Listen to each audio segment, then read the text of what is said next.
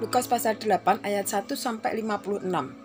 Lukas pasal 8 ayat 1 sampai 3, perempuan-perempuan yang melayani Yesus. Tidak lama sesudah itu Yesus berjalan berkeliling dari kota ke kota dan dari desa ke desa memberitakan Injil Kerajaan Allah. Ke-12 muridnya bersama-sama dengan dia, dan juga beberapa orang perempuan yang telah disembuhkan dari roh-roh jahat atau berbagai penyakit, yaitu Maria yang disebut Magdalena yang telah dibebaskan dari 7 roh jahat, Yohana istri Kusa, bendahara Herodes, Susana, dan banyak perempuan lain. Perempuan-perempuan ini melayani rombongan itu dengan kekayaan mereka. Lukas pasal 8 ayat 4 sampai dengan 15, perumpamaan tentang seorang penabur. Ketika orang banyak berbondong-bondong datang, yaitu orang-orang yang dari kota ke kota menggabungkan diri pada Yesus, berkatalah ia dalam suatu perumpamaan. Adalah seorang penabur keluar untuk menabur benihnya. Pada waktu ia menabur, sebagian benih itu jatuh di pinggir jalan, lalu diinjak orang dan burung-burung di udara memakannya sampai habis. Sebagian jatuh di tanah yang berbatu-batu, dan setelah tumbuh ia menjadi kering karena tidak mendapat air. Sebagian lagi jatuh di tengah semak berduri, dan semak itu tumbuh bersama-sama dan menghimpitnya sampai mati. Dan sebagian jatuh di tanah yang baik, dan setelah tumbuh berbuah 100 kali lipat. Setelah berkata demikian, Yesus berseru, "Siapa mempunyai telinga untuk mendengar, hendaklah ia mendengar."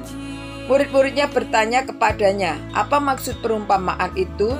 Lalu ia menjawab, "Kepadamu diberi karunia untuk mengetahui rahasia kerajaan Allah, tetapi kepada orang-orang lain hal itu diberitakan dalam perumpamaan, supaya sekalipun memandang mereka tidak melihat, dan sekalipun mendengar mereka tidak mengerti." Inilah arti perumpamaan itu. Benih itu ialah firman Allah. Yang jatuh di pinggir jalan itu ialah orang yang telah mendengarnya. Kemudian datanglah iblis lalu mengambil firman itu dari dalam hati mereka, supaya mereka jangan percaya dan diselamatkan.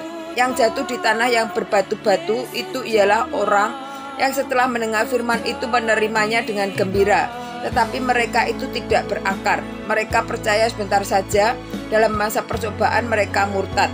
Yang jatuh dalam semak duri ialah orang yang telah mendengar firman itu, dan dalam pertumbuhan selanjutnya mereka terhimpit oleh kekhawatiran dan kekayaan dan kenikmatan hidup, sehingga mereka tidak menghasilkan buah yang matang.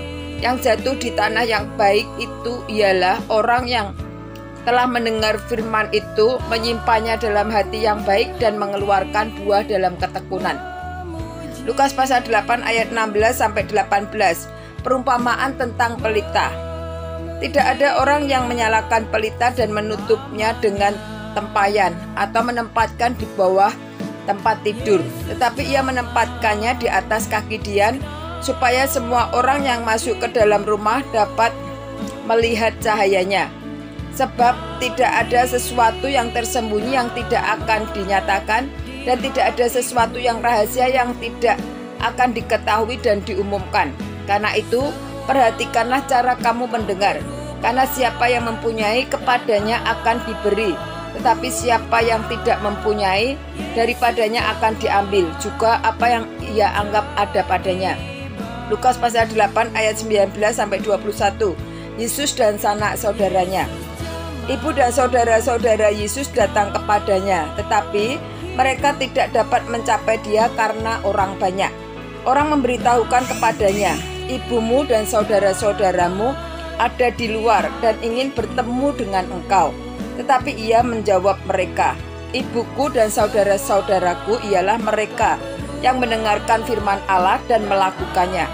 Lukas pasal 8 ayat 22 sampai dengan 25. Angin ribut diredakan. Pada suatu hari Yesus naik ke dalam perahu bersama dengan murid-muridnya, dan ia berkata kepada mereka, "Marilah kita bertolak ke seberang danau." Lalu bertolaklah mereka, dan ketika mereka sedang berlayar, Yesus tertidur. Sekonyong-konyong turunlah taufan ke danau, sehingga perahu itu kemasukan air dan mereka berada dalam bahaya. Maka datanglah murid-muridnya membangunkan dia. Katanya, "Guru, guru, kita binasa." Ia pun bangun, lalu menghardik angin dan air yang mengamuk itu. Dan angin dan air itu pun reda dan danau itu menjadi teduh. Lalu katanya kepada mereka, "Di manakah kepercayaanmu?" Maka takutlah mereka dan heran. Lalu berkata seorang kepada yang lain, "Siapa gerangan orang ini, sehingga ia memberi perintah kepada angin dan air dan mereka taat kepadanya?" Lukas pasal 8 ayat 26 sampai dengan 39. Yesus mengusir roh jahat dari orang Gerasa.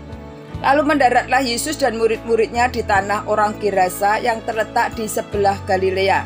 Setelah Yesus naik ke darat, datanglah seorang laki-laki dari kota itu menemui dia.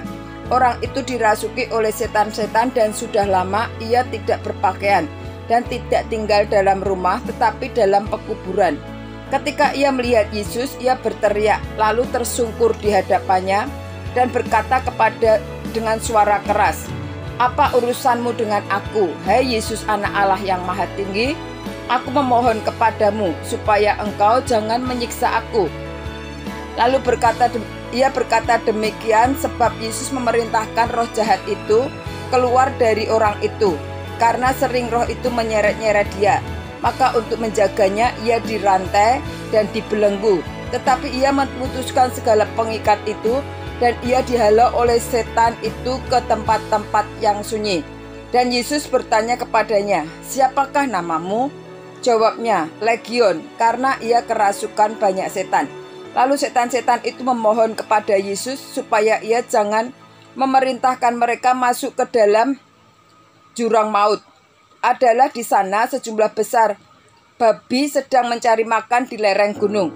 Lalu setan-setan itu meminta kepada Yesus supaya ia memperkenankan mereka memasuki babi-babi itu. Yesus mengabulkan permintaan mereka. Lalu keluarlah setan-setan itu dari orang itu dan memasuki babi-babi itu. Kawanan babi itu terjun dari tepi jurang ke dalam danau, lalu mati lemas.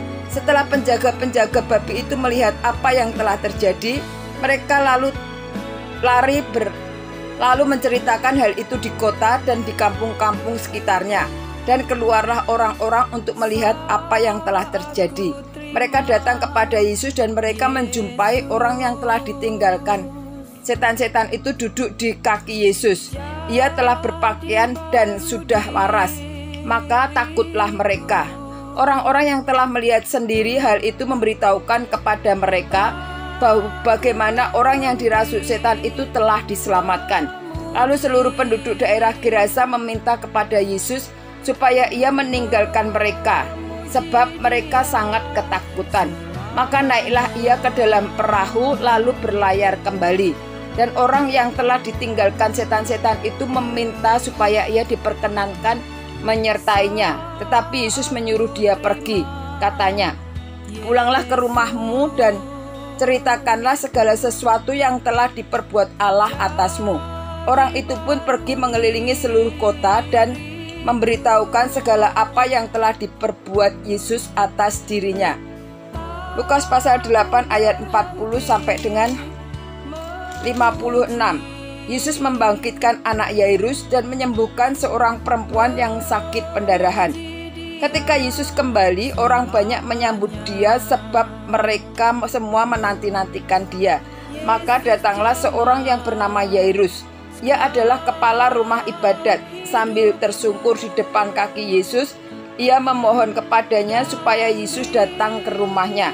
Karena anaknya perempuan yang satu-satunya, yang berumur kira-kira 12 tahun, hampir mati.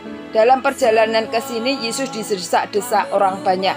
Adalah seorang perempuan yang sudah 12 tahun menderita pendarahan dan yang tidak berhasil disembuhkan oleh siapapun. Ia maju mendekati Yesus dari belakang dan menjamah jumbai jubahnya. Dan seketika itu juga berhentilah pendarahannya. Lalu kata Yesus, "Siapa yang menjamah aku?"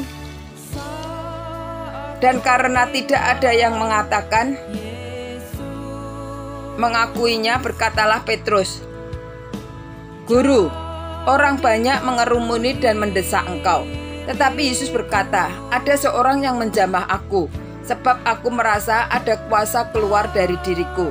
Ketika perempuan itu melihat bahwa perbuatannya itu ketahuan, ia datang dengan gemetar, tersungkur di depannya dan menceritakan kepada orang banyak apa sebabnya ia menjamah dia dan bahwa ia seketika itu juga menjadi sembuh. Maka katanya kepada perempuan itu, "Hai anakku, imanmu telah menyelamatkan engkau. Pergilah dengan selamat." Ketika Yesus masih berbicara, datanglah seorang dari keluarga kepala rumah ibadat itu dan berkata, "Anakmu sudah mati, jangan lagi engkau menyusah-nyusahkan guru." Tetapi Yesus mendengarnya dan berkata kepada Yairus, "Jangan takut, percaya saja dan anakmu akan selamat." Setibanya di rumah Yairus, Yesus tidak memperbolehkan seorang pun ikut masuk dengan dia, kecuali Petrus, Yohanes, dan Yakobus dan ayah anak itu serta ibunya. Semua orang menangis dan meratapi anak itu. Akan tetapi Yesus berkata, "Jangan menangis, ia tidak mati tetapi tidur." Mereka mentertawakan dia karena mereka tahu bahwa anak itu telah mati. Lalu Yesus memegang tangan anak itu dan berseru, katanya, "Hai anak, bangunlah." Maka kembalilah roh itu dan seketika itu juga ia bangkit berdiri. Lalu Yesus menyuruh mereka memberi anak itu makan. Dan takjublah orang tua itu. Tetapi Yesus melarang mereka memberitahukan kepada siapapun juga apa yang terjadi itu.